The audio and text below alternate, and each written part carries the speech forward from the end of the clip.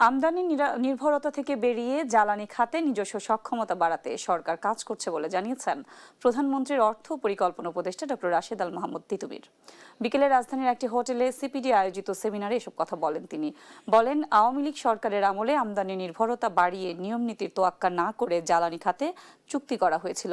সঠিক জ্বালানি কাঠামো না থাকায় একটি গোষ্ঠীর হাতে এ খাত জিম্মি ছিল। আরও বলেন, বাপেক্সের মতো সরকারি প্রতিষ্ঠানগুলো নিজস্ব সক্ষমতা বাড়িয়ে বর্তমান সরকার জ্বালানি নিরাপত্তা নিশ্চিত করতে চায়।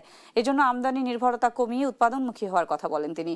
সেমিনারে আসন্ন বাজেটে নবায়নযোগ্য জ্বালানির প্রত্যাশা ও প্রাপ্তি নিয়ে আলোচনা করেন বক্তারা।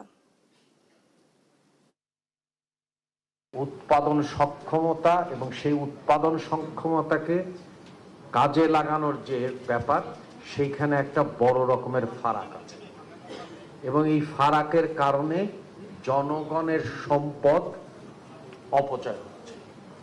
হ্যাঁ, আপনার ক্যাপাসিটি দরকার, কারণ হচ্ছে সবসময় একরকম চাহিদা থাকবে না। যিনি ব্যবসায়ী তিনি তো চাইবেন যে যতটুকু পরিমাণ দরকার হবে বা ভবিষ্যতে দরকার হবে সেই পরিমাণ উনি সরবরাহ করবেন এবং সেই পরিমাণ সক্ষমতা রাখবেন।